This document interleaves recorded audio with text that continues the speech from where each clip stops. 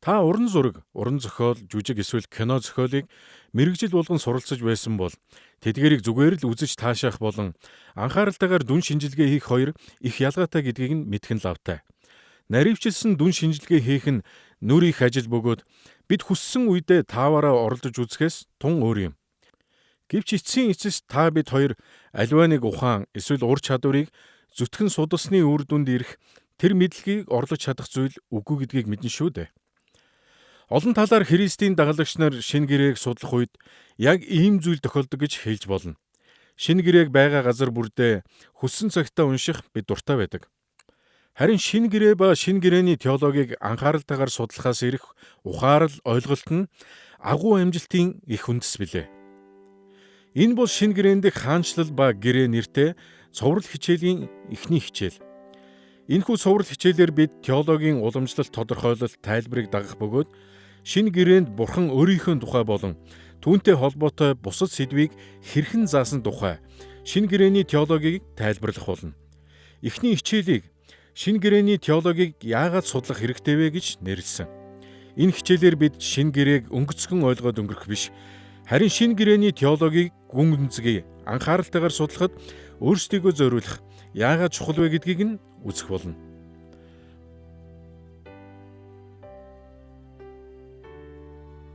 Хоёрдугаар Тимот 2:15 дугаар ишлэлд Илч Паул шинэ гэрээний теологийг ойлгох нь амар биш гэдгийг тодорхой хэлсэн байдаг. Паул Тимотед хандан юу гэж хэлснийг харуул. Ичих зүйлгүй ажилчин үнний үгийг зөв заагч гэж Бурханд өөрийгөө сайшаалган харуулахыг хичээ гэжээ. Мэдээж шинэ гэрээний теолог зарим талаар тун энгийн. Гэвч Паул бичвэрийг ойлгох нь үргэлж амар байдгийг энд тун тодорхой хэлсэн юм. Тимотиг энд үнний үгийг зөв заадаг ажилчин гэж хэлсэн байна. Ажилчин гэдэг үгийг грек хэлэнд эргатес гэдэг ба энэ нь ихэвчлэн биеийн хүчний ажлыг хэлдэг. Паулийн энэхүү зөвөрлөл нь шинэ гэрээний теологийг ойлгоход маш их хүч хөдөлмөр хэрэгтэй гэдгийг харуулж буй юм. Шинэ гэрээний теологийг судлах нь тийм хэцүү юм бол бид яагаад заавал судлах ёстой гэж?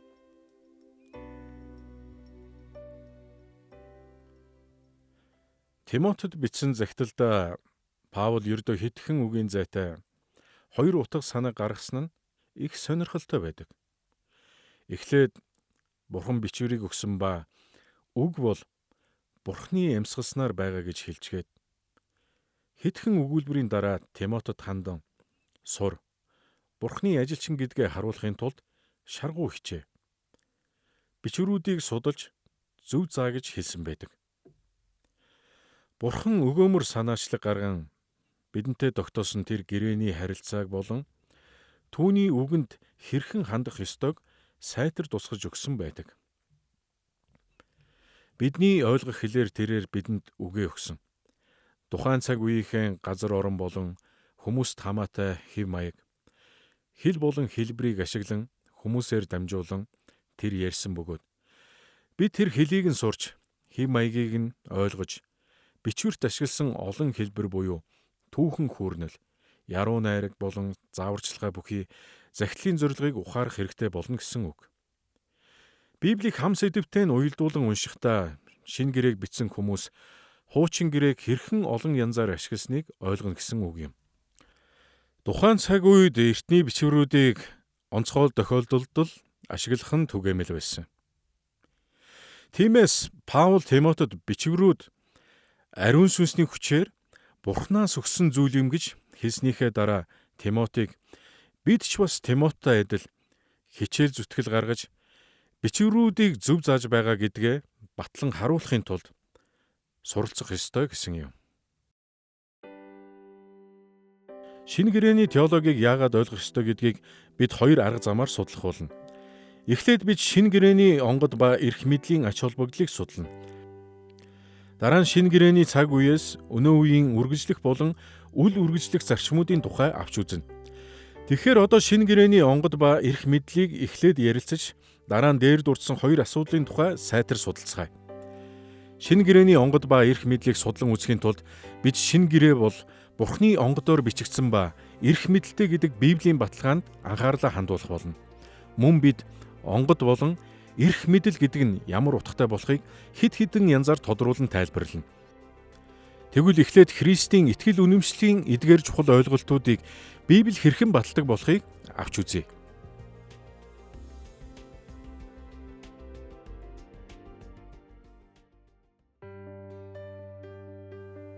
Христийн дагалдагч нар шинэ гэрээний онгод ба эрх мэдлийн тухай ярихдаа үргэлж 2 дугаар Тимот 3:16 дугаар ишлэлдэх Паулийн үгийг иш татдаг гэж хэлж болно. Бичвэр бүр Бурхны амьсгалснаар бөгөөд заах үе, зэмлэх үе, залруулах үе, зөв чиглүүлэх үед тустай. Паул бичвэр бүр Бурхны амьсгалснаар байгаа гэж хэлэхдээ бичвэрүүд нь Бурхны онгодоор бичигдсэн тухай хөндөснийг бид харж байна.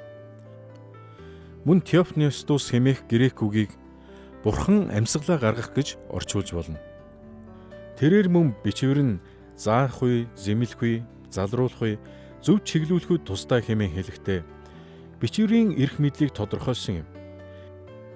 Христийн дагалдагч нар шинэ гэрээний тухайд юунд нь итгэх ёстойгоо ойлгоход энэ ишлэл тун чухал. Тэгвэл одоо 2 дугаар Тимот 3:15 дугаар ишлэлд Паул юу гэж хэлснийг харцгаая. Христ Есүс дэх итгэлээр авралт чамайг мэргэн болгох чадaltaй ариун судар бичгүүдийг чи хүүхэд байхасаа мэдсэн. Паулын Тимотийн хүүхэд байхасаа судалсан тэдгээр ариун судар бичгүүд гэж шууд утгаар хэлэхдээ шинэ гэрээний тухай биш, харин мэдээж хуучин гэрээний тухай ярьж байсан нь ойлгомжтой. Тэгвэл Христэд итгэгчид шинэ гэрээг Бурхны онгодоор бичигдсэн бас эрх мэдэлтэй гэж тодорхойлохдоо Паулийн хуучин гэрээний тухай энэ үгийг яагаад иш татдаг юм бол? Шинэ гэрээний Бурхнаар бичигдсэн болон эрх мэдэлтэй байдлыг ойлгоход туслах Библийн 3 баталгааг бүгдээрээ авч үзье. Эхлээд бид Есүс 12 дагалдагчаа дуудсан тухай судална. Дараа нь элчнэр болон иш үзүүлэгчдийн үндсэн үүргийн тухай үзнэ. Харин сүүлд нь шинэ гэрээний номуудын онгод болон эрх мэдлийн баталгааг судлах болно. Тэгвэл одоо Есүс 12 дагалдагчаа дуудсан нь хэрхэн шинэ гэрээний онгод болон эрх мэдлийн баталгаа болдог болохыг харцгаая. Израильд Бурхны зорилгыг биелүүлэх Бурхны хүмүүсийн шинэ эрен үеийн суурийг тавихын тулд Есүс 12 дагалдагчаас бүрдсэн онцгой бүлэг хүмүүсийг дуудсан юм. Есүс энэ 12 дагалдагчдыг бусад дагалдагч нараас тусад нь авч үздэг байсан нь сайн мэдээний номуудад тодорхой байдаг. Энэ 12-т багтсан Юдасаас бусад бүх элч нарын энэ онцгой байдал нь хожим Есүс өөрийн эрх мэдэл бүхий элч нар болгон энэ дэлхийд илгээхэд хүргэсэн аж. Иохан 16-гийн 13 дугаар ишлэлд Есүс дагалдагч нартаа дараах үгсийг хэлсэн юм. Харин үнний сүнс ирэхдээ та нарыг бүхий л үнэн өөд удирдна. Тэр өөрөөсөө биш, харин алив сонсох юмаа ярина. Ирэх зүйлийг тэр та нарт мэдүүлнэ. Есүсийн дагалдагч нарт сурч мэдэх зүйл их байсныг энэ ишлэл тодорхой хэлжээ. Тиймээс үнний сүнс тэдэн дээр ирж ирэх зүйлсийн тухай үнэн өөд тэднийг удирдна гэж бичжээ. Есүс бусад дагалдагч нарт нь ариун сүнсний тусламжтайгаар зааж сургах үүргийг эдгээр сонгосон дагалдагч нартаа өгснийг бид эндээс харж байна. Энэ болон үүнтэй төстэй ишлүүд шинэ гэрээ Бурхны онгодоор бичигдсэн гэдэгт итгэх итгэлийг баталгаажуулдаг билээ. Шинэ гэрээний ихэнх хэсгийг бичсэн Илч Паул анхны 12-ын 1 байгаагүй ч эрх мэдэлтэй илч байсан бөгөөд тэрээр 12-т зориулан тогтоосон шаардлагад бүрэн нийцэж байсныг Үлс 1-ийн 21-с 22 дугаар ишлээс харж болно. Паул Дамаск руу явах замдаа Христтэй учирсан тухай Лук 3 удаа бичсэн нэг шалтгаан нь энэ юм. Эхнийх нь Үлс 9-ийн 1-с 19, дараагийнх нь 22-ийн 6-аас 11, сүүлийнх нь 26-гийн 9-с 18.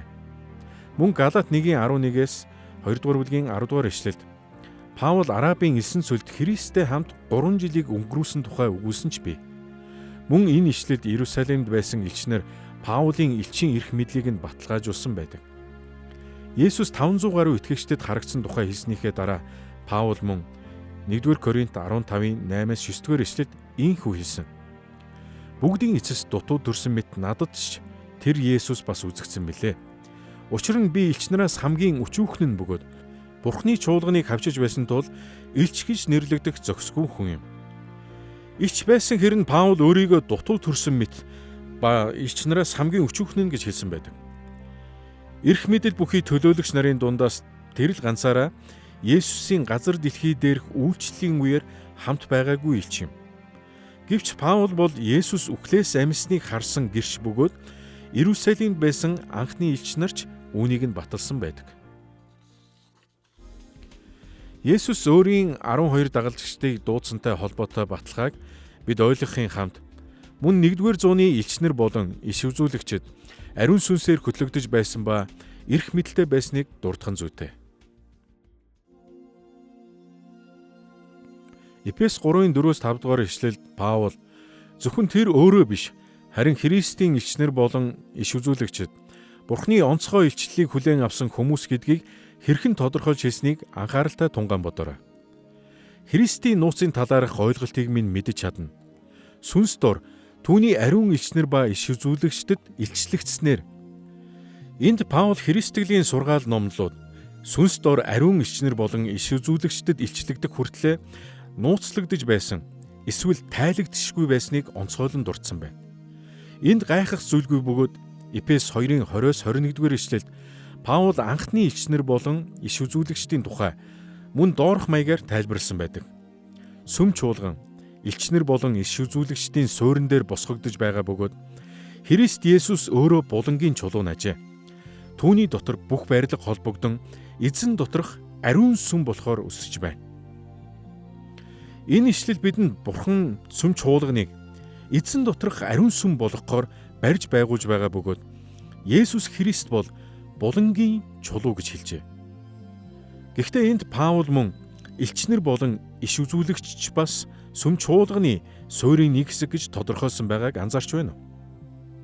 Өөрөөр хэлбэл Бурхан сүм чуулганыг элчнэр болон иш үзүүлэгчдийн эрх мэдэлтэй сургаалын суурин дээр барьж байгуулсан гэдгийг харуулж буй юм. Өмнөх ишлэлээс харсанчлан элч нарын болон иш үзүүлэгчийн сургаал номлол нь ариун сүнсээр хийгддэг тул эрх мэдэлтэй юм. Есүсийн 12 дагалдагчид Христийн элчнэр болон иш үзүүлэгчдийн суурь болсон эрх мэдлийн талаарх Библийн баталгааг ойлгуулахын сацуу Христийн элчнэр болон иш үзүүлэгчид шинэ гэрээг хуучин гэрээний бичвэрүүтээ эн тэнцүү гэж үзэж байсныг орхигдуулж болохгүй. Энэ санаа нь шинэ гэрээнд олон удаа дурдгдсан байдаг ч бид одоо ердөө 2 жишээг л авч үзье. Юуны өмнө 1-р Тимот 5:18 дугаар ишлэлд Паул ингэж бичсэн. Учир нь бичвэр тариа цариулж байгаа үхэрт хошивч бүү хий. Ажилчин хөлсөө авах нь зохистой гэж хэлдэг. Энэ ишлэлийг анх уншихад ойлгомжгүй санагдаж болох ч Паул бичвэр хэлсэн гэдэг үгээр эхэлсэн нь бидний анхаарлыг татна. Тэгээд Паул 2 өөр ишлэлийг араас нь хэлсэн. Эхний хэлсэн өгүүлбэр буюу тариа цайруулж буй үхэрт хошивч бүү хий гэдэг ишлэлээр тэрээр хуучин гэрээний дэд хууль номоос авсан. Харин 2 дахь өгүүлбэрээ шинэ гэрээний Лук номын 17 дугаар ишлэлээс авсан. Хуучин болон шинэ гэрээг ийхүү холбосон нь Илч Паул Христийн элчнэр болон иш үзүүлэгчдийн бичсэн номуудыг хуучин гэрээний бичвэрүүтээ адил тэнцүү гэж үзсэн нь харагдаж байна. Мөн 2 дугаар Петр 3-ын 15-аас 16 дугаар ишлэлдэр Илч Петр үүнтэй төстэй зүйл бичсэнийг харж болно. Хайртах Паул маань өгөгдсөн мэрэгэн ухааныхаа дагуу та нарт бичсэнчлэн загтлуудад нь ойлгоход хэцүү зарим зүйл байдаг бөгөөд юу ч мэдэхгүй төлбөргүйчүүд бичвэрийн бусад зүйлсийг гуйвуулдаг шигэ тэдгэрийгч мушгин гуйвуулж гэжээ. Петр энэ ишлэлд Паулыг Бурхны өгсөн мэрэгэн ухаанаар бичсэн гэдгийг хүлээн зөвшөөрсөн байна. Өөрөөр хэлбэл Паулын бичсэн номууд Бурхны эрх мэдлийг тээдэг гэсэн үг юм. Мөн Петр энд Христтгэлийг эсэргүүцэгчид бичвэрийн бусад зүйлсийг гуйвуулдаг шигэ Паулын загтлуудыгч гуйвуулсан явдлыг онцлосныг анхаараарай. Нухацтай бодож үзвэл Петр бусад бичвэр гэдэг үгээр хуучин гэрээний бичвэрүүдийн тухай хэлсэн нь ойлгомжтой. Тэгэхээр бид эндээс Илч Петр шинэ гэрээний номуудыг хуучин гэрээтэй адил Бурхны онгодоор бичигдсэн ба эрх мэдэлтэй гэж үзэж байсныг тодорхой харж болно. Шинэ гэрээ бол Бурхны сүм чуулгандаа хандан хэлж буй Бурхны онгод ба эрх мэдэлтэй үг гэдгийг Библи баталдаг. Илч нарыг нь сүнс замчлан чиглүүлнэ гэж Есүс өөрөө амласан юм. Тэр элч нар болон иш үзүүлэгчтэй сүм чуулганыхаа тулгын чулуу буюу суурийг тавих эрх мэдэлтэй хүмүүс болгосон юм. Үүнээс гадна Бурхны хүмүүс хуучин гэрээг Бурхнаас ихтэй ба эрх мэдэлтэй үг гэж хүлээж авсны адилаар Христийн элч нар болон иш үзүүлэгчдийн бичсэн зүйлсийг ч мөн Бурхны онгодоор бичигдсэн ба эрх мэдэлтэй гэдгийг хүлээн зөвшөөрөх нь сүм чуулганы дуудлага юм. Шинэ гэрээний онгод ба эрх мэдэлд итгэх итгэлийг маань батлах олон баталгааг Библиэс харсан болохоор одоо бид энэ хоёр нэр томьёог тодруулан тайлбарлах нь зүүн хэрэг. Христ итгэгчид онгод ба эрх мэдэл хэмээх эдгээр үгсийг шинэ гэрээтэй холбохдоо утгыг нь ихэнхдээ буруу ойлгосон байдаг. Энэ хоёр ойлголтыг үнэн гэж батлах нь чухал байдагтай адил бид утгыг нь зөв ойлгох нь бас чухал. Шинэ гэрээний энэ хоёр шин чанарыг тус тусад нь тайлбарлаж тодруулъя. Эхлээд бид шинэ гэрээний онгод гэдэг нь ямар утга учиртайг тодруулна. Дараа нь шинэ гэрээний эрх мэдэл гэсэн үгийг тодруулах болно. Иймээс одоо шинэ гэрээний онгод гэдэг үгийг авч үзье. Шинэ гэрээ Бурхны онгодоор бичигдсэн эсвэл Бурхны амьсгалснаар гэдэг үгийн тухай түүхийн туршид Христийн дагалдагч нар өөр ойлголттой байсаар ирсэн. Эдгээр ялгаатай үзлүүдийг тасралтгүй үргэлжлэн өөрчлөгдсөөр ирсэн эсвэл хамрах хүрээгээр нь авч үзэх нь тустай байдаг. Зарим теологчдын нэг буруу үзэл нь романтик маягийн онгодын талаарх үзэл юм. Тэд ариун сүнс Библийг бичсэн хүмүүст яг л яруу найрагч эсвэл хөгжмийн зохиолч нарт ордог онгод шиг нөлөөсөн гэж итгэдэг. Үүнээс бол шинэ гэрээнд зөвхөн хүний үзэл бодол нөлөөсөн гэж үзэхэд хүргэдэг. Библийг бичсэн хүмүүс бидний мэдэхгүй зүйлсийг мэддэг.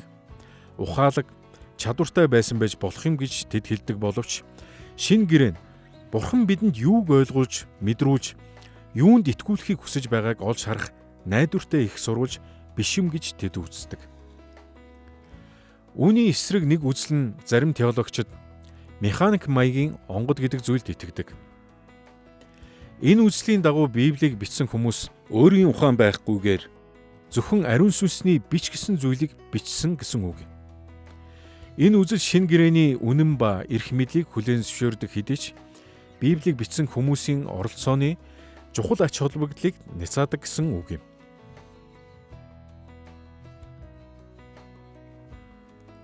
Харин эцсийнх нь ихэнх Христ итгэгчдийн итгэдэг сүнсээр хөтлөгдсөн органик онгодын тухай үзэл юм.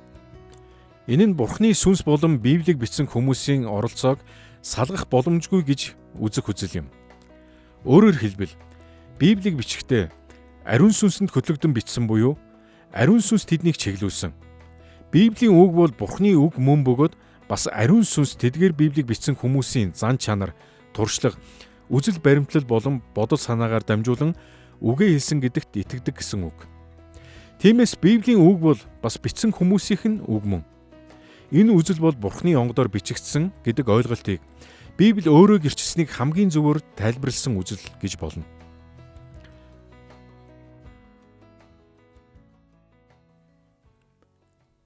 Органик онгод гэдэг нь Библи Тэнгэрээс бидний үүр дээр унаад ирчгээгүй.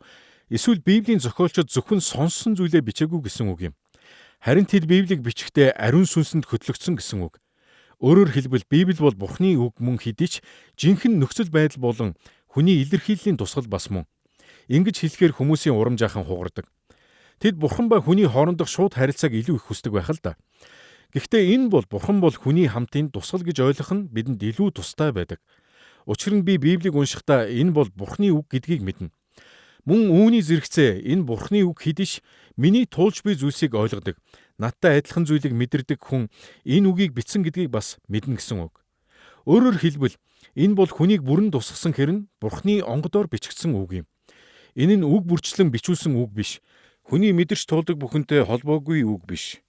Тиймээс органик онгод гэдэг нь хүний зан чанар болон бодит нөхцөл байдлаар дамжин бичигдсэн гэсэн үг.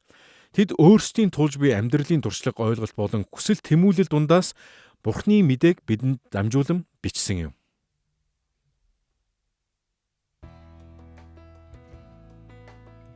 Жишээ нь Илч Петр 2 дугаар Петр 3:15-аас 16 дугаар ишлэлд юу гэж бичсэнийг дахин харцгаая. Хайр дах Паул маань өгөгдсөн мэрэгэн ухааныхаа дагуу та нарт бичсэнчлэн Захидлуудад нь ойлгоход хэцүү зарим зүйл байдаг бөгөөд юу ч мэдэхгүй, туйлбаргүйчүүд бичвэрийн бусад зүйлсийг гуйвалдаг шигэ тэдгээрийг ч мушгин гуйвалж. Паул Бурхны сүнсний онгодоор захидлуудаа бичсэнийг Петр хүлээн зөвшөөрсөн тухай бид өмнө нь ярьсан.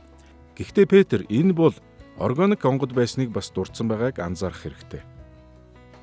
Петр захидлууд нь ойлгоход хэцүү зарим зүйл байдаг гэж бичгтээ Паулийн уг гарал, хувь хүний зан чанар болон бичих хэм маягийг нь хэлсэн лавтай. Энэ бол Паулийн шашны боловсролын талаар хэлсэн хэрэг юм. Мөн Паулийн теологийн нарийн төвөгтэй хэллэг Галилаас гаралтай энгийн загасчин байсан Петрт ч хэцүү санагдсан бизээ. Шинэ гэрээний теологийн тухай үзэхдээ бид Петрийн энэ үзэл бодлыг үлгэр жишээ болгох хэрэгтэй. Библийн теологийн үзэл бол Бурхны амьсгалснаар бичигдсэн гэдгийг бид үргэлж санах нь зүйтэй. Бурхны үг учраас Библийн үг бол үнэн, бас найдвартай. Гэсэн хэдий ч бид шинэ гэрээний теологийг судлахдаа бичсэн хүмүүсийн тухай болон тэдний бодол санааг сайтар ойлгохоор чармайхан чухал юм. Үнэн дээр органик онгодын тухай ойлголтын нэг чухал нөлөө нь шинэ гэрээний теологийг судлахад ихээхэн ач холбогдолтой. Хэрв бид романтик эсвэл механик маягийн онгод дээр тулгуурлавал нэг бол үгийн эрх мэдлийг, үгүй бол хүний оролцоог үгүйсгэх болдог. Харин органик онгодын тухай ойлголт нь шинэ гэрээний теологийг дор хаяж 3 түвшинд судлах шаардлагыг бий болгодог. Гол бөгөөд хамгийн ойлгомжтой түвшин бол бичээс өөрөө. Ил тодорхой хэлсэн санаа нь бидэнд шинэ гэрээний теологийн талаар хамгийн сайн ойлголтыг өгч чадна. Харин бичээсийн цаадах төвшөнд бид шинэ гэрээг бичсэн хүмүүсийн далд бичигдээгүй теологийн таамгуудыг судлах хэрэгтэй болно. Үүний тулд тэдний уг гарал болон теологийн итгэл үнэмшлийг нь мэдэх шаардлага зайлшгүй тулгарна. Өөрөөр хэлбэл тэдний нөхцөл байдал болон итгэл үнэмшил нь бичсэн зүйлсэд нь хэрхэн нөлөөснийг мэдхийг хичээх нь зүйтэй. 3 дахь төвшөнд бид мөн л зохиогчийн гол зорилгыг ухаж ойлгох шаардлагатай. Өөрөөр хэлбэл тэд уншигчдаа юу ойлгуулахыг хүссэн юм бол олон тохиолдолд шинэ гэрээг бичсэн хүмүүс зарим талаар уншигчдаа онцгой нөлөө үзүүлэхийг зорьсон байдаг. Гэхдээ тэд ихэнхдээ уншигчд нь тэдний бичсэн зүйлийн нөлөөг ойлгосоо хэмээн хүссэн байдаг. За ингээд харахад шинэ гэрээг судлахдаа ил тодорхой санаа буюу бичээсийг ойлгохын хажуугаар теологийн таамаг болон зохиогчийн гол зорилгыг орхигдуулахгүй хамтд нь ойлгох нь амар биш байгаа биз? Ихэнхдээ бид нарийн анхааралтай судлах шаардлагатай болно. Гэвч органик онгодын тухай ойлголт нь шинэ гэрээний теологийг дор хаяж дээрх 3 түвшинд судлахыг биднээс зайлшгүй шаардна. За бүгдээрээ шинэ гэрээний органик онгодын талаар тайлбарлаж тодрууллаа. Одоо шинэ гэрээний бичвэрүүдийн эрх мэдлийн тухай тодруулж өнөө цагт бид тэр эрх мэдэлд хэрхэн хандах ёстойгоо мэдэж авцгаая.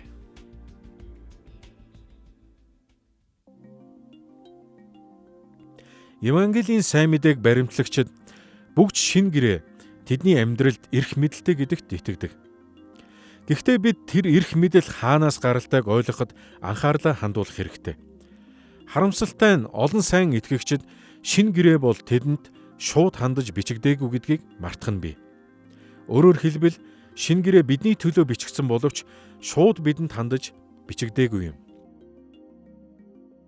Шинэ гэрээг 2000 гаруй жилийн өмнө тэр цаг үед амьдарч байсан хүмүүст хандаж бичсэн гэдгийг бид мэддэг хэрнэ шинэ гэрээний эрх мэдэл амьдралд маань ямар нөлөөтэй байхыг ойлгохдоо энэ үннийг орхигдуулдаг.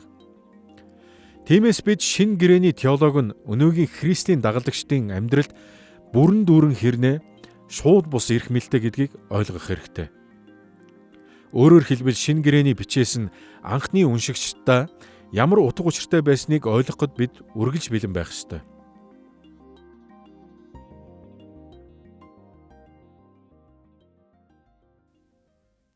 Христийн дагалдагчид шинэ гэрээг анх уншиж эхлэхдээ үндсэн сургаал зааврыг нь л судалдаг. Тэд Есүс бол их эзэн, гимээсээ эргэж сайн мэдээнд итг, бие биеэ хайрл гэх мэт үндсэн сургаал ойлголтуудыг л анхаарч уншдаг. Тухайн ном бичигдсэн түүхэн нөхцөл байдал эсвэл зохиолчийн уг гарал болон зан чанарыг анхаарч үздэггүй. Тэд үндсэн сургаал ойлголтуудыг хизээч өөрчлөгдөшгүй үнэн гэж хүлээж авдаг. Хэдий ч Шинэ гэрээний эрх мэдэл захирагдах нь ямар хэрэгтэй тухай бараг л хайхардгүй гэхэд болно. Харин бид шинэ гэрээний теологийг судлах тусам амьдралдаа эрх мэдлийг нь зохистойгоор хэрэгжүүлэхийн тулд шинэ гэрээний бичээсүүдийн бичигдсэн нөхцөл байдлыг анхааралтай судлахаас өөр гарцгүй гэдэг нь улам бүр тодорхой болдог. Бид зохиолчийн уг гарал, нөхцөл байдал болон санаа зорилгыг ойлгох хэрэгтэй. Гагцхүү тэгж байж л бидний амьдрал дахь шинэ гэрээний эрх мэдэлд зохистойгоор захирагдаж чадна.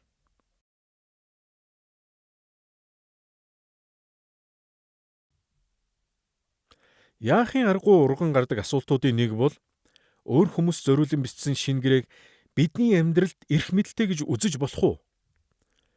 Тэгэхээр юуны өмнө шинэ гэрээ бол үнэн зөв бас гэрээг хүчин төгөлдөр болгох хүч чадалтай гэдэг утгаараа эрх мэдэлтэй юм. Анхны уншигчид болон өнөөгийн уншигчдийн хооронд хоёр төрлийн холбоо буюу адил төстэй зүйл бий. Эхнийх нь шинэ гэрээний тэнгэрлэг зохиолч нь өчигдөр, өнөөдөр, мөнхөд хэвээрээ. Өнөөдөрч бид түүнтэй харилцаатай болох хэрэгтэй хэвээрээ. Удаахан Есүс Христийн дагалдагч болсон учраас бид Бурхантай гэрээтэй ард түмний нэгэн хэсэг болсон. Тиймээс тэр ард түмний бас нэгэн хэсэг буюу хэдэн зууны өмнө амьдарч байсан хүмүүст хандан хэлсэн үг бидний их эзэн Есүс Христээр дамжуулан Бурхны гэр бүлд тэдэнтэй хамт нэгдсэн бидэнд ч бас хамаатай болсон. Энэ харьцуулалт бидний бодол санааг цэгцэлж өгөх нь лавтай. Нэгээс олон хүүхэдтэй эцэг эхчүүд хэрхэн хүүхдүүдийнхээ дээр ихэнхдээ шууд бус боловч бүрэн дүүрэн эрх мэдэлтэй байдгийг сайн мэднэ. Эцэг нь үгэнд нь ороогүй хүүгээ загнаж байна гэж бодъё л доо. Өрөөндөө орж хийсэн зүйлээ сайн бод гэж тэрээр хүүдээ хэлжээ. Мэдээж хүүгийн охин дүүн одоохондоо загнуулаагүй учраас тоглоомороо тоглоод үлдэнэ. Тэр охин өөрийг нь загнаагүй гэдгийг сайн мэднэ. Гэвч хэрв охин хэсэг хугацааны дараа бас үгэнд орохгүй бол ах чинь загнуулсныг чи харсан бизнэ гэж загнуулна шүү дээ. Яг ийм нөхцөл байдалд эцэг их бүр нэг хүүхдийнх нь алдаанаас нөгөө хүүхэд ч бас суралцаасаа гэж хүсдэг. Энэхүү шууд бус эрх мэдэл нь эхэлж загнуулаагүй байж болох ч хэрхэн байх ёстойг бүх хүүхдэд нь зааж байдаг. Үүнийг л органик онгод нь өнөөгийн Христийн дагалдагч нарын амьдралд шинэ гэрээний шууд бусч бүрэн дүүрэн эрх мэдэлд хөтлөнө гэд байгаа юм. Шинэ гэрээний бичээсүүд анхны хүлээн авагчдад шууд ба бүрэн дүүрэн эрх мэдлэр үгээ хэлсэн. Мөн өнөөдөрч тэдгээр үгс бүрэн дүүрэн эрх мэдэлтэй хэвээр байгааг бид мартаж болохгүй. Тиймээс Христийн итгэмжтэй дагалдагч нар шинэ гэрээн захирагдах хэсэгтээ хизээш эргэлзэх учиргүй юм. Харин тэр эрх мэдэлд хэрхэн захирагдах ёстойгоо мэдэх хэрэгтэй. Үүнийг мэдхийн тулд бид тухайн үг бичигдсэн нөхцөл болон анхны зорилгыг сайтар судлах нь зүйтэй. Бурхны үгийн талаар оюутнуудын байнга асуудаг нэг асуулт бол 2000 жилийн өмнө амьдарч байсан хүмүүст хандсан үг бидэнд яагаад хамаатай юм бэ гэдэг асуулт юм. Одоо энэ үг нь бидэнд хандсан эсвэл зориулсан Бурхны үг байж болно гэж үү? Харин энэ асуулт бол гол түлхүүрнэ гэж би боддог. Энэ нь хэдийгээр Бурхны бидэнд хандсан үгс биш гэж харагдагч гарцаагүй бидэнд зориулагдсан үг мөн билээ. Библийн ном бүрд уран зохиолын төрөл болон нөхцөл байдал зэргээс үл хамааран нэг л нийтлэг зүйл байдаг нь Библийн ном бүр нь Бурхны мөн чанар буюу Бурхан гэж хинбэ гэдгийг илчлэн таниулдаг. Мөн бид Бурхантай харилцах харилцаанд чухам хэн болохыг маань илчилдэг. Энэ дэлхий дээрх бидэнд хандсан Бурхны зориг төлөвлөгөөг илчилж Бурханд болоод бусдад хэрхэн хариу үйлдэл үзүүлэх ёстойг харуулдаг. Тиймээс үнэндээ бичвэрээс бидний хамгийн гол мэдэж авдаг зүйл бол Бурхны зүрх сэтгэл гэж хэлж болно. Бид Бурхны мөн чанар болон зорилгыг олж мэддэг. Тиймээс тэдгээр үгс өөр нөхцөлд байсан өөр хүмүүст хандан бичсэн учраас бидний амьдралд шууд хандаагүй байдаг хэдий ч Бурхны мөн чанар болон зорилгыг өөрсдийн хэн гэдгийг болон Бурхантай ямар харилцаатай байхыг бид тэндээс л олж мэдэх болно. Тэгэхээр хамгийн гол нь Библи бидэнд Бурхны зүрх сэтгэл болон зорилгыг зааж түүнтэй болон өөр хоорондоо ямар харилцаатай байхыг хэлж өгдөг билээ. Жишээ нь Матай 19:21-р эшлэлд Есүс нэгэн баян залууд онцгой заавар өгсөн юм. Чи төгс байхыг хүсэж байвал явж хөрөнгөө зарж ядусдаг. Тэгвэл чи тэнгэрт эрдэнэстэй болно. Тэгээд ирж намайг даг гэлээ. Энэ ишлэлийг амьдралдаа хэрхэн хэрэгжүүлэх вэ? Бид бүгдээрээ ямар ч амьдралтай байсан хамаагүй хөрөнгөө зарж ядуус төгөх ёстой юу? Энэ баян залуу яг хэн байсан болон Есүс түүнд яагаад ингэж хэлснийг ойлгож байж л энэ асуултад үнэн зөв хариулт өгч чадна. Энэ хүний нэр хэрэгэн болон Есүстэй харьцаж байгаа байдлыг нь харвал Юудэ хүн байсан нь лавтай. Мөн тэр тухайн нийгэмдээ нөлөөтэй чинээлэг хүн байсан бөгөөд Юудэ уламжлалыг чин сэтгэлээсээ дагдаг нэгэн байсан нь ойлгомжтой байна. Өмнөх ишлэлд нь тэрээр Есүсээс "Багшаа, мөнх амийг олохын тулд ямар сайн юм хийх ёстой вэ?" гэж асуухад Есүс тушаалуудыг сахи гэж хариулсан байдаг. Тэгэхэд тэр залуу тун багталтайгаар бүх тушаалыг дагдаг гэдгээ хэлсэн. Тийм ээ. Есүс түүний хувьд хамгийн чухал зүйл болох эд баялаг болон нэр нөлөөтэй байр суурийг нь хөндсөн зүйл хэлсэн юм. Эд хөрөнгөтэй байх нь муу зүйл биш гэдгийг бичвэрээс бид олонтаа харж болно. Бас Христийг дагахад эд хөрөнгө саад болохгүй. Харин мэдээж Есүсийн дагалдагч болсны хувьд Бурхандаа үйлчлэхийн тулд бид хувийн хүсэл сонирхлоо орхиход бэлэн байх ёстой юм. Үлс 5:1-11 ишлээс бид Анания ба Сапфир хоёрын тухай өөр нэгэн жишээг харж болно. Тэд сүм чуулганд бүх мөнгөө өгнө гэсэн боловч хэсгийг нь өөрсөддөө нууж авч үлдсэн. Тэд бүх зүйлээ өгөөгүйгээс болж гим нүгэл дунаагүй. Тэднийг мөнгөө өгөхийг мөн хинч шаардаагүй. Гэвч тэд олон нийтийн дунд нэр хүнд олохын тулд худал хэлснээсээ болж буруутсан юм. Есүсийн баян залууд хэлсэн хариулт үнэндээ мөнгөтэй огт холбоогүй. Харин тэрээр тэр залуугийн золиослоход хамгийн хэцүү зүйлийг онилсон. Өөрөөр хэлбэл Есүс түүний хамгийн чухал зүйл болох эд хөрөнгийн тухай ярьснараа зүрх сэтгэлийнх нь асуудлыг хөндөж чадсан. Энэ жишээ бидэнд бичвэрийн эрх мэдэл захирагдахын тулд тухайн багц ишлэлийн утга агуулга болон анхны зорилгыг нэгтлэх хэрэгтэйг харуулж байна. Тэгж байж л Есүс яг юу гэж тушаасныг хэрхэн мэдхээ ойлгох болно.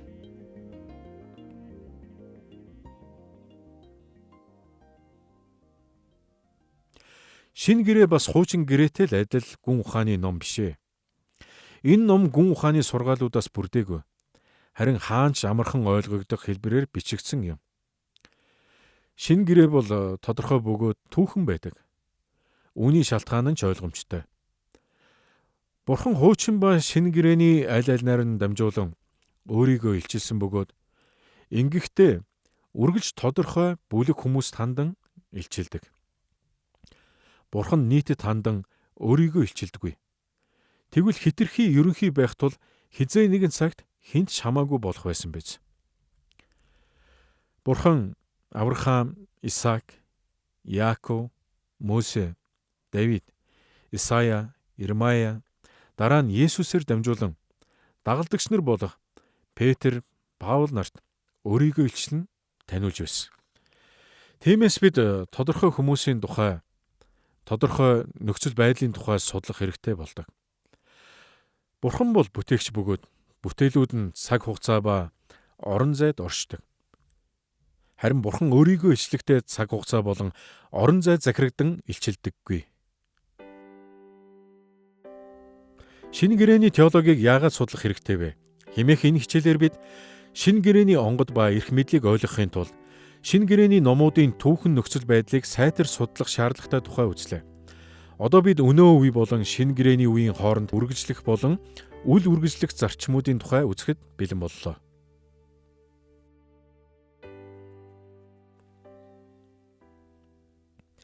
Та 500 жилийн өмнө зохиогдсон ном унших гэж байна гэж бодъё. Мэдээж таны мэддэг хэлнээс өөр хэлээр бичигдсэн тэр номын утга санааг өвөрмөц хэлбэрээр илэрхийлсэн бөгөөд тэнд дурдгдсан ёс заншил уламжлалууд нь хит хоцрогдсон. Гэсэн ч та тэр номыг судлах тусам амьдралтай чинь ойр санагдана. Тэр ном олон зуун жилийн өмнө бичигдсэн ч дэлхийн ертөнц тэр үед ч өнөө цагаас их ялгаагүй байсан. Танд ойлгогдохооргүй тийм ч хайр холын биш байх нь лавтай. Мэдээж бүрэн дүүрэн ойлгоход хичээ зүтгэл шаардагч энэхүү эртний номын утгыг та ойлгох боломжтой. Шинэ гэрээтэй бид бас яг ингэж л харьцдаг. Шинэ гэрээ 2000 гаруй жилийн өмнө бичигдсэн. Тийм учраас анх бичигдсэн хэл, утга санаа, ёс заншил болон уламжлал нь өнөөгийн орчин цагаас ихээхэн өөр байх нь мэдээжин хэрэг.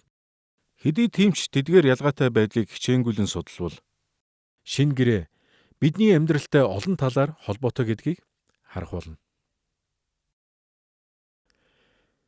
Библи 2000 гаруй жилийн өмнө бичигдсэн гэдг нь анхааруулжтай бөгөөд чухал асуудал мөн. Учир нь энэ нь түүхийн онцгой цаг үед бичигдсэн юм. Гэхдээ энэ бол Бурхны үг гэдэг нь өнөөдөрч энэ ном бидний амьдралд хамаатай асуудал. Учир нь Бурхан энэ номоор дамжуулан бидэнд хандсан хайр инрэл ба нэгүслээрээ бидэнтэй ярихаар сонгосон юм. Еврей номд Бурхны үг бол хоёр талдаа эртээ сэлэм гэж хэлсэн байдаг. Үнэн дээр жижигхэн хурц мэс заслын хутгатай илүү адилхан. Тиймээс Бурхны үг бидний зүрх сэтгэлийг нэвц үсэн амьдралд маань эрх мэдэлтэйгээр орж ирдэг бөгөөд биднийг зааварчлан сургадаг. Тэр зааврыг нь бид дагах ёстой байдаг. Гэхдээ үүнд зүгээр л дуулууртай байгаа зогсохгүй үнэн зүрх сэтгэлээсээ хайрлан зүрхэндээ сэлэн үлдэхийг бидэнд мөн сургадаг юм. Энэ бол Бурхны үг учраас бидэнд одоо чухал гэсэн үг юм. Ингээд бүгдээрээ бидний болон шинэ гэрээний хоорондох үргэлжлэх болон үл үргэлжлэх зарчмыг ойлгох нь ямар их тусдайг одоо харцгаая. Ингэхдээ бид 3 гол нөхцөлийг анхаарах болно. Энэ нь цаг үеийн нөхцөл, соёлын нөхцөл, хувь хүнтэй холбоотой нөхцөл юм. Эдгээр 3 нөхцөл хоорондоо уялдаа холбоотой боловч тус бүрд нь авч үзэх нь илүү ойлгомжтой байдаг. Одоо эхлээд цаг үеийн нөхцөлийн талаарх зарим чухал зүйлсийг авч үзье.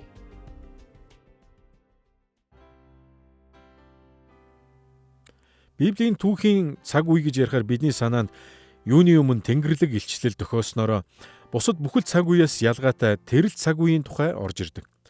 Мэдээж түүхэн цаг үеийг ангилан хуваах олон арга байдаг боловч ямар ч цаг үе нь урд ба хожмын цаг үеэсээ эрс ялгаатай байна гэж үгүй. Гэвч бид Библийн түүхийг ихэнхдээ шинэ гэрээний цаг үе ба хуучин гэрээний цаг үе гэж хуваадаг. Бид шинэ гэрээний цаг үеийг шинэ гэрээг байгуулсан цаг үе гэж тодорхойлдог. Энэ цаг үе Христийн анхны ирэлтээр эхэлсэн бөгөөд эргэн ирэх хүртэл үргэлжлэх болно. Энэ шинэ гэрээ байгуулсан цаг үе бол Месаятай холбоотой тул онцгой юм. Энэ бол Давид хааны удам болох Есүс Бурхныг төлөөлөн хаанчлах цаг үе юм.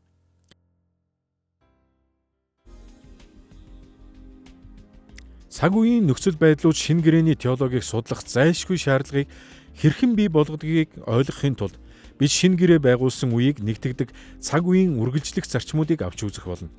Дараа нь харин үл үргэлжлэх зарчмын тухай үзнэ. Эхлээд үргэлжлэх зарчмуудыг авч үзье.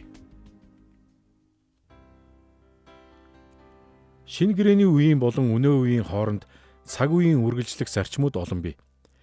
Тэдгээрийн холбоог ойлгох хамгийн сайн арга зам бол өнөөдрийн Христ итгэгчид анхны зуунд амьдарч байсан итгэгчдийн үйлчилж байсан тэрэл Бурханд үйлчилж байгаагаа ойлгох явдал юм. Уламжлалт систем теологчид ихэвчлэн бичвэрүүд нь Бурхны хувиршгүй, өөрчлөгдөшгүй мөн чанарын тухай заасныг онцолдог. Тэд Бурхны ганхашгүй мөн чанар, мөнхийн төлөвлөгөөний тухай буюу Тооллого 23:19, Исая 46-гийн 10 болон Яаков 1:17 зэрэг ишлүүддэх гэрээний амлалтуудад анхаарлаа хандуулдаг. Бид тэрл хувиршгүй Бурханд үйлчилдэг учраас шинэ гэрээнд өөрийн хүмүүсээс хүсдэг байсан зүйлстэй адил зүйлсийг өнөөдөр биднээс ч мөн хүсэн хүлээдэг гэж бид бодох хэрэгтэй. Еврей 13-ийн 7-8 дугаар ишлэгийг хамтаа харцгаая. Та нарт Бурхны үгийг ярьсан удирдагчдаа сана. Тэдний амьдралын хэв байдлын үр дүн гэрэгцүүлж итгэлийг нь дуурай. Есүс Христ өчигдөрч өнөөдөрч бас мөнхөд хэвээрээ. Еврей номын зохиолч уншигчдаас удирдагчийнхаа амьдралын замлыг санаж итгэлийг нь даган дуурайхыг шаардсан. Мөн Есүс Христ өчигдөрч өнөөдөрч бас мөнхөд хэвээрээ гэж хэлснээрээ Бурхны хувиршгүй мөн чанарыг сануулan энэхүү шаардлагыг нь биелүүлэх урам зориг өгсөн байна. Тэдгээр уншигчид өмнөх үеийн удирдагч нарын итгэлийг үлгэр дуурайл болгохдоо эргэлзэх зүйлгүй байж чадна. Учир нь Есүс хувиршгүй учраас тэд адилхан үр дүнд хүрэх нь ойлгомжтой байсан юм. Шинэ гэрээний итгэгчдийн л нэгэн адил бид гэм нүглийн эцсийн төлөөс болсон Христийн үхлээр амьдарч байгаа. Бид анхны зууны итгэгчдийн л адил Христийн амьдлаар түүнтэй хамт амьлуулагдсан. Мөн бид Бурхны сүнс хуучин гэрээний үед байгаагүй ихээр бууж ирсэн тэрэл цаг үед амьдарч байна. Есүсийн заасан бүхнийг дэлхийн өнцөг булан бүрд түгээх яг ижилхэн үүрэг зорилготой Христийн биеийн нэгэн хэсэг бид мөн. Шинэ гэрээний цаг үеэс бид түүхэн цаг хугацаагаар ас хол зайтайг ис тооцвол эдгээр олон үед дамжин ирсэн үргэлжлэх зарчмуудыг хувиршгүй бурхан бий болгосон учраас бид шинэ гэрээг өнөөгийн амьдралдаа хэрэгжүүлэх бүрэн боломжтой юм. Тэгэхээр бүгдээрээ шинэ гэрээний үе ба өнөө үеийн хооронд оршсоор би зарим нэг цаг үетэй холбоотой нөхцлүүд болох үргэлжлэх зарчмуудын тухай авч үзлээ. Тэгвэл одоо шинэ гэрээний цаг үе дэх үл үргэлжлэх зарчмын тухай үзье. Мэдээж шинэ гэрээний теологийг анхааралтай судлах нь заавал шаардлагатай зүйл шүү дээ.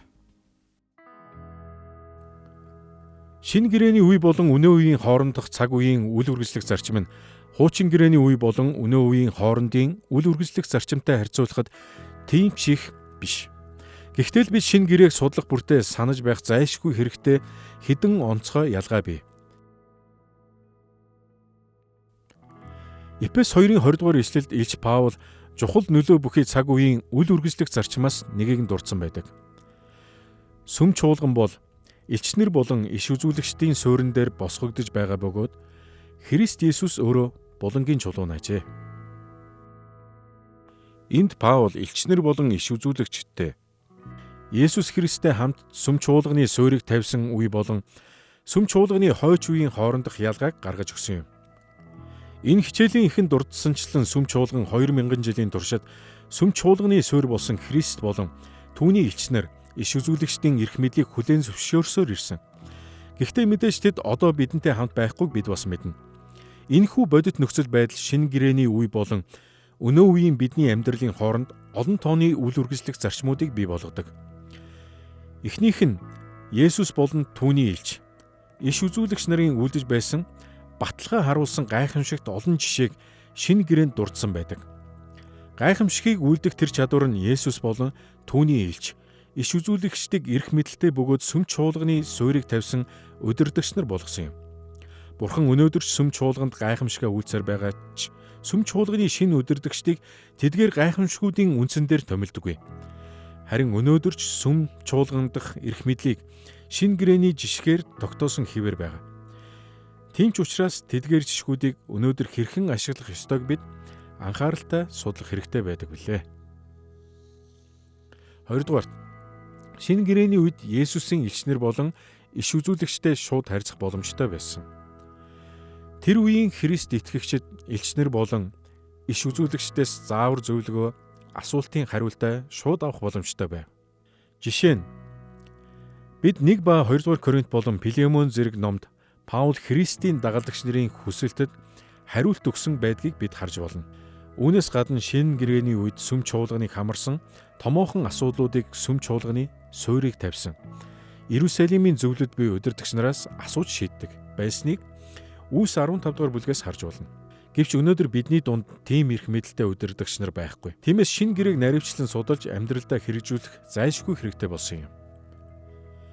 3 дугаарт шинэ гэрээний теологийг судалж байхдаа бид сүм чуулганы суурийг тавьж байсан тухайн цаг үедээ онц ач холбогдолтой байсан шинэ гэрээг бичсэн хүмүүсийн теологийн тухайн үеийн үзэл баримтлалууд нь өнөөгийн бидэнд төдийл хамаагүй гэдэг үнэтэй нүүр тулахаас өөр аргагүй болдог. Бурхны хүмүүс хуучин гэрээний үеэс шинэ гэрээний итгэл үнэмшил рүү шилжиж байсан тэр л онцгой цаг үед шинэ гэрээ бичигдсэн юм. Энэ шалтгааны улмаас Христийн дагалдагч нар хуучин гэрээний зан үйл болон Евдийн ёс уламжлалтай хэрхэн харьцах ёстой тухай олон асуудлууд шинэ гэрээнд бичигдсэн. Христ итгэгч ирчүүд хозлуулах ёстой юу? Тэд Евдийн цэвэр, бузар хүнсний хуулийг дагах ёстой юу? Христ гим нүглийн төлөөсийг төлсөн учраас одоо Христ итгэгчид сүмд амьтдаар дахил өргөх ёслыг үргэлжлүүлэн үлдэх талаар ямар ойлголттой байх хэрэгтэй вэ? Юудын баяр ёслол болон тэмдэгдэлт өдрүүдийг сүм чуулганы амьдралдаа хэрхэн хослуулах вэ? Мэдээж эдгээр үндсэн теологийн асуудлууд эрт дээр үед ихэнх нь бүрэн шийдэгдсэн. Шинэ гэрээ байгуулагдсан энэхүү үндсэн суурь үе шувтармагц Христийн сүм чуулган өөр асуудалтай золгосон билээ. Шинэ гэрээг уншихдаа бид цаг үеийн үл үргэлжлэх зарчмуудыг ялган танихад бэрхшээлтэй байдаг. Гэхдээ бид шинэ гэрээн дэх тэдгээр эртний теологийн маргаантай асуудлуудын хариултуудыг өнөөдөр ойлгож хэрэгжүүлэхийг хүсвэл тэдгээр үгсийг судлахад хүчин чармаалт гаргаж анхаарал болгоомжтой байх хэрэгтэй. Мэдээж Библийг уншихдаа анхнаасаа хэрхэн бичигдсэн чигээр нь унших нь чухал байдаг. Тэгээд уншиж байхдаа бид тэнд бичигдсэн олон асуудлууд өнөөдрийн бидний тулгарч буй асуудалтай адилгүй гэдгийг заримдаа анзаардаггүй. Жишээ нь хуучин гэрээнд байдаг бүх гэрээний асуудлууд Израильтай холбоотой байдаг. Тэд ийхүү хуучин гэрээний доор амьдарч байтал Христ ирэх цаг буюу тэр гэрээнд биелэх цаг босно нь сүм чуулганд хамгийн гол теологийн асуудал болсон. Одоо тэгвэл хуучин гэрээний шаардлагуудад яаж хандах вэ? Эдгээр нь сүм чуулганд хэрхэн биелээ олсон бэ? Юудэ ба харь үндэстнүүд хэрхэн харилцах вэ? Үнэн дээр бид ингэж хэлдэгч ихэнхдээ ийхүү ангилан бодож чаддгүй. Тиймээс бид эхлээд бичвэрийг сайтар нухацтай судалж, яг өөрийнх нь үг хэллэг, хам сэдэв, хэлбэр маяг, илэрхийлэмжийг ойлгон, гэрээний утга учирыг болон Христ дотор энэ нь хэрхэн биелснийг судалж мэдээд, тэгээд дараа нь бидэнд энэ нь ямар хамаатай болохыг эргцүүлэн бодож эхлэх хэрэгтэй. Цаг үеийн нөхцөлдөх үргэлжлэх зарчмууд болон үл үргэлжлэх зарчмуудыг авч үзлээ. Одоо соёлын нөхцөлтэй холбоотой зүйлсээс цөөн хэдийг авч үзье. Соёл гэж ярихаар бидний санаанд хамгийн түрүүнд хүний нийгмийн нэгдсэн ойлголт, зан дадал, эсвэл сэтгэл мэдрэмжтэй холбоотой хэм маягууд орж ирдэг. Соёл нь уран зураг, загвар, технологи, улс төрийн бүтэц болон хүний өдөр тутмын харилцааны хэв маяг гэх мэтээр илрэн гардаг. Бид шинэ гэрээний теологийг судлах үедээ анхны зууны үе болон өнөө үеийн аль альнийх нь амьдралын эдгээр соёлын талуудыг анхаарахгүй өнгөрч болохгүй. Соёлын нөхцлүүдэд анхаарал хандуулах бүрдээ бид мөн л соёлын үргэлжлэх болон үл үргэлжлэх зарчмуудыг авч үзэх хэрэгтэй. Заримдаа энэ нь тийм ч амар ажил биш байдаг. Тиймээс одоо соёлын нөхцөлтэй холбоотой үргэлжлэх зарчим нь хэр бодиттой болохыг эхлээд авч үзье.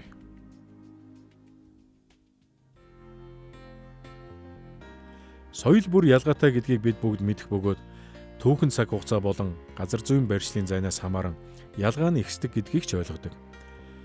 Гэхдээ хичнээн ялгаатай ч үнэндээ бүх соёл нэг л дэлхий дээр оршин байдаг болохыг бид мартаж болохгүй. Энэ хүчин зүйл нь цаг хугацаа болон газар зүйн ялгааг даван туулж чадсан соёлын үргэлжлэх зарчмуудыг бий болгодог. Газар дэлхий дээр соёл бүр хүн төрлөختний мөн чанар болон бодит хүрээлэн буй байгалийн нөлөөгөөр онцгой хэм маягаа олж байдаг. Тэгэхээр эдгээр нөлөөлөгч хүчин зүйлс нь төстэй байх тусам соёлын хэлбэрч төстэй байх нь олон. Энэ тухай номлогчийн үгс 1:9-р ишлэлд ийхүү үгүйсэн байдаг. Байсан юм байх байдгаараа хийсэн юмаа хийдэг л хэвээрээ наран доор нэг ч шин юм алга.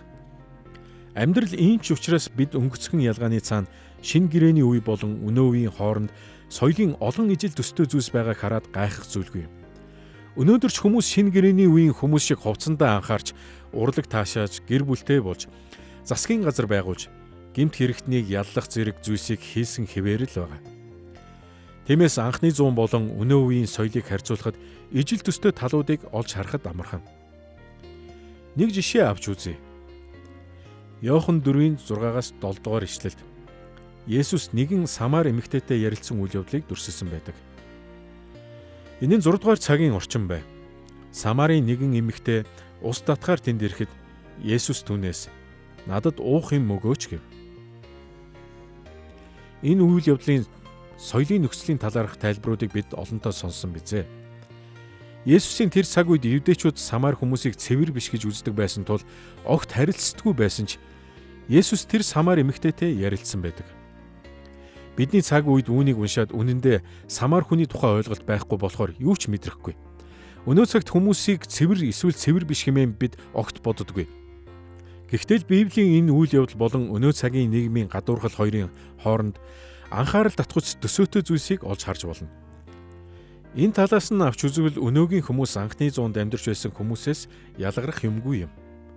Бас бид анхны зуунд амьдарч байсан хүмүүсийн амьдарч байсантай л адилхан нийгэмд амьдарч байгаа учраас ихэнх тохиолдолд орчин үеийн соёлын туршлагуудаас ялгаатай талуудыг нь үл хайхран, төсөөтэйг нь төвөггүйхэн олж чадна. Соёлын нөхцөлийг харгалзан үзэхдээ бид өнөөгийн болон шинэ гэрээний үеийн хоорондох үргэлжлэх зарчмууд нь хэр чухал болохыг үзлээ. Үүнтэй адил шинэ гэрээний теологийн тухай ойлголтод маань соёлын үл үргэлжлэх зарчмуудыг бид мөн мэддэг байх ёстой. Бичвэр бол Бурхны үг, харин жинхэнэ зохиолч нь ариун сүнс гэж бид ойлгодог. Бичвэрийг ихэнхдээ энхүү өндөр төргөн ярьдаг учраас Мэдээж заримдаа нэг асуулт урган гарна. Тэгвэл яагаад бидэнд бичвэрүүдээс өөр зүйл хэрэгтэй байдаг юм бэ? Яагаад соёл, нөхцөл байдал, хэл зэргийг нь бас судлах ёстой юм бэ? Бидэнд байгаа бичвэрүүд нь Бурхны үг юм бол тэгэд хангалттай юм биш үү? Ариун сүнс бол жинхэнэ зохиолч нь гэж бид мэднэ.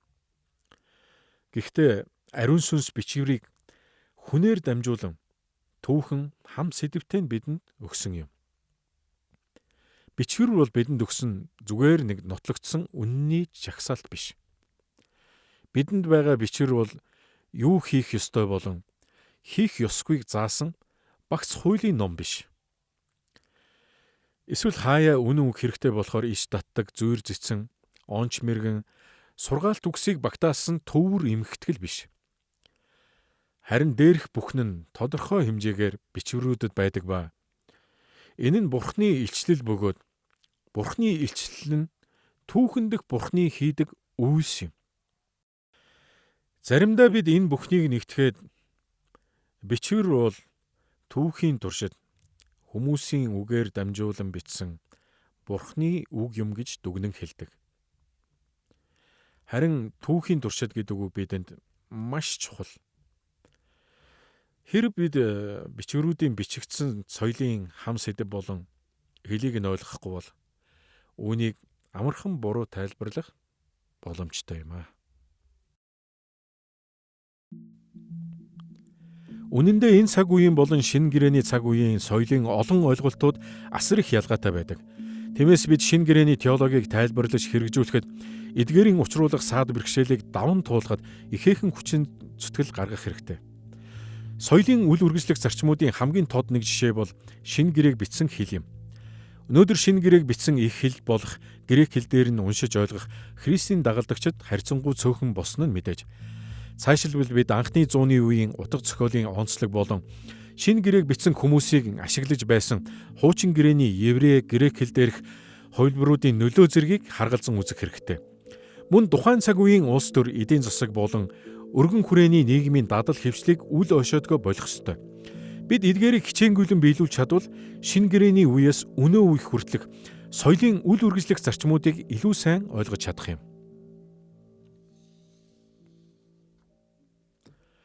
Лондон хотын галт тэрэгний өртөөнд зайг анхаарна уу гэсэн анхааруулах тохио байдаг. Та галт тэрэгнээс буух үед галт тэрэгний хаалга болон зорчих давсан хооронд том зай байдаг. Тиймээс та зайг анхаарна уу? Зайг анхаарна уу гэдэг анхааруулгыг байнга сонсох болно. Шинэ гэрээний соёлын нөхцөл байдлыг ойлгох нь яагаад чухал вэ гэдгийг санаж байхад маань бас энэ дохио тус болох байх. Учир нь одоо болон өнгөрсний хооронд асар том зай байгаа шүү дээ. Ашиглаж байсан хэлний хооронд маш том зай бий. Мөн нийгмийн байр суурь, хаан засаг гэд бидний ойлголтод маш том зайтай. Мэдээж одоогоос 2000 жилийн өмнөх амьдрал болон өнөөдрийн амьдрал хоёр бараг бүхэл талаараа асар их зайтай байгаа шүү дээ. Хэрэг бид тэр зайг анхаарахгүй бол нэг л мэтгэд тэр зайг өөрсдийн соёл, өөрсдийн юмсыг үзэх үзлээр нөхөх гэж оролдох болно. Бичвэр нь өнөөдөр бидний амьдралд хэрхэн хэрэгжиж болохыг мэдхийн тулд үүнийг анхааралтай судлахын оронд бид эсэргээр нь хийж орхидог. Бид бичвэрийг ойлгодог хэм маягтай болчихдог. Бид бичвэрийг бидэнд хандан яриулахын оронд өөрсдөө бичвэрт хандан ярьдаг. Тэгээд л бид зарим зүйлийг орхигдуулчихна. Хэрэг бид энэхүү их мэдэн онгод оруулагдсан хэмээн итгэдэг юм бол Бурхны үгийг сонсохын тулд тэрхүү зайг анхаарахыг хичээх учиртай.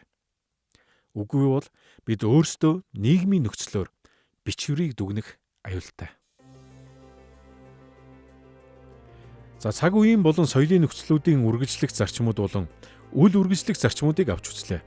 Харин одоо шинэ гэрээг судлахын тулд хувь хүний нөхцлүүдийг судлах нь яагаад чухал болохыг үздэгэ.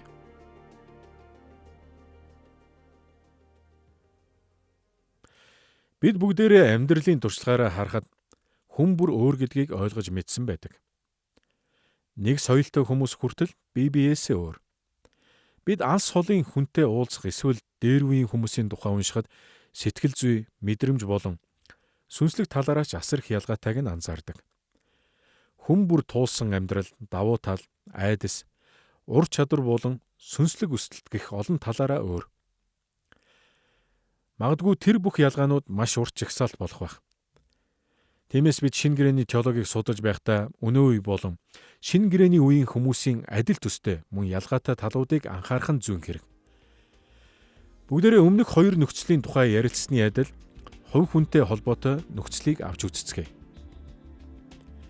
Эхлээд орчин үе болон шинэ гэрээний цаг үеийн хооронд хувь хүнтэй холбоотой үргэлжлэх зарчмууд нь юу байдаг? Дараа нь үл үргэлжлэх зарчмууд нь юу вэ гэдэгт хариулна. Тэгэхээр одоо үргэлжлэх зарчмуудын тухай ярилцъя.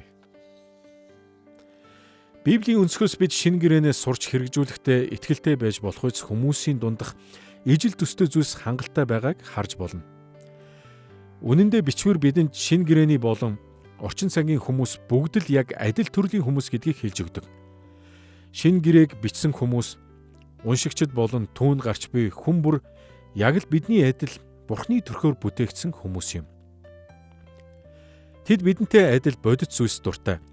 Учир шалтгааныг ирж хайдаг байсан. Тэд баярлаж бас гунигалдаг байсан. Тэд бидний л адил Христийн аврал хэрэгтэй. Бурхны дүр төрхөөр бүтээгдсэн унсан хүмүүс байв. Тэд унсан энэ дэлхийд гимнэд нүгэлтэйгээ тэмцэлдэж өвчин зовлон хатуу хүтүг туулдаг. Шинэ гэрээний үед Христэд итгэсэн хүмүүс өнөөдрийн итгэгч нарын л адил Бурхны уучлалыг болон ариун сүнсний ёроолыг амьдралдаа мэдэрч байсан. Эдгээр хувь хүний үргэлжлэх зарчмуудын ачаар бид шинэ гэрээний үеийн хүмүүсийг амархан ойлгож амьдралтайгаа холбож чаддаг. Жишээ нь Ром 9-ийн 2-4 эшлэлд Паул Евдэ хамтрагч нартай хандан сэтгэлийн гүний мэдрэмжээ ийхүү илэрхийлсэн байдаг. Ариун сүнсээр надад гэрчилж байгаачлан зүрхэнд минь маш их уйтгар гуниг байнгын зовөр байна. Мах биеэрээ миний хамаатан болох ахан дүүсийн төлөө би Христэс салгагдаж өөрөө хараал болох минь гэж хүсэж байлаа. Энэ ишлэл Паулийн хувийн сэтгэл хөдлөл мэдрэмжийг харуулж байна. Хүний зан чанар Паулийн амьдарч байсан үеэс хойш нэг их өөрчлөгдөөгүй тул бид түүний мэдрэмжийг ойлгохгүй өнгөрөхийн аргагүй бицээ. Энэ мэд хувь хүний үргэлжлэх зарчмууд нь бидэнд шинэ гэрээг бичсэн хүмүүс уншигчдын санаа зорилгыг болон гарч буй бүх дүрийн туулж буй бүхнийг мэдэрч ойлгоход дөхөн болгож өгдөг. Тиймээс тэдний дуршлагыг бид өнөөдөр амьдралдаа хэрэгжүүлж болно гэсэн үг.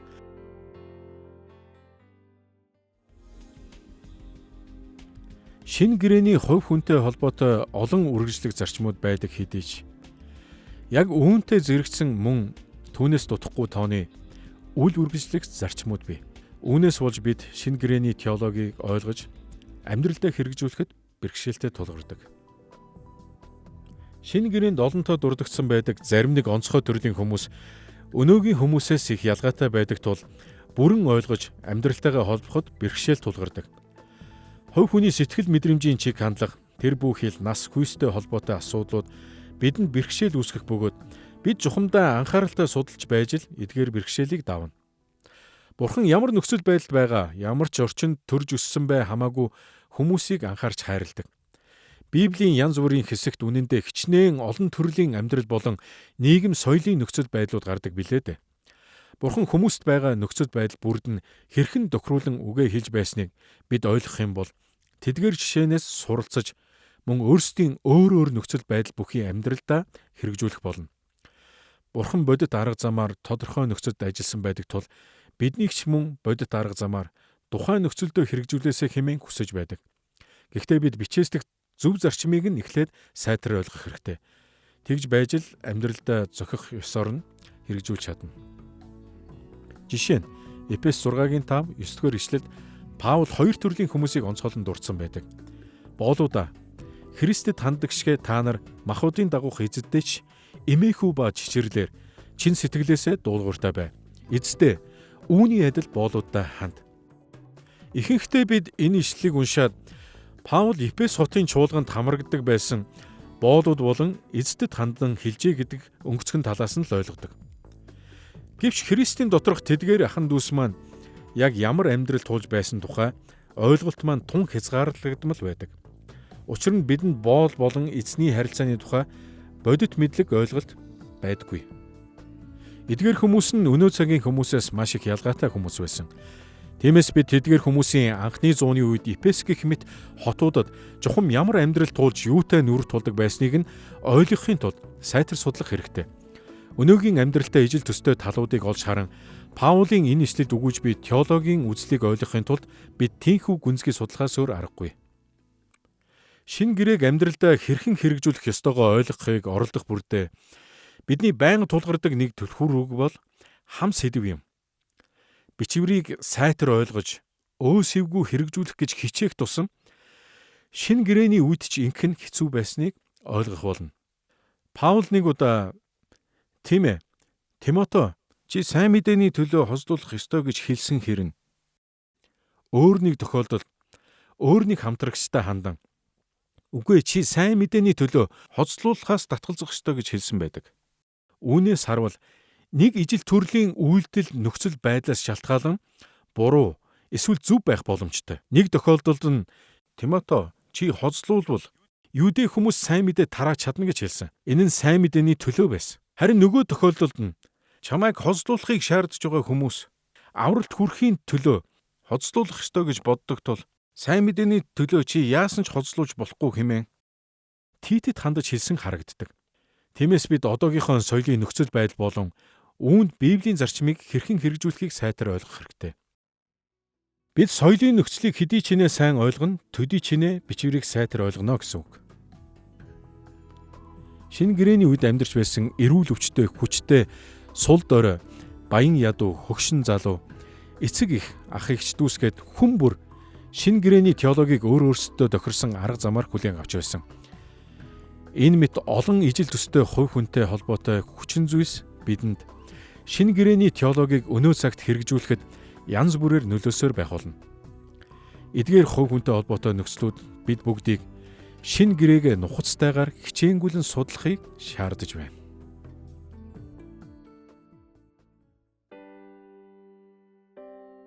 Энэ хичээлээр бид Христийн дагалдагч нар яагаад шинэ гэрээний теологийг судлах ёстой гэдгийг олж мэдлээ. Бид шинэ гэрээний онгод ба эрх мэдлийн тухай үзэж, шинэ гэрээ бол Бурхны амьсгалаар бичигдсэн тул бид шимтэн судлахад өөрсдийгөө зориулах ёстой тухай ярилцсан.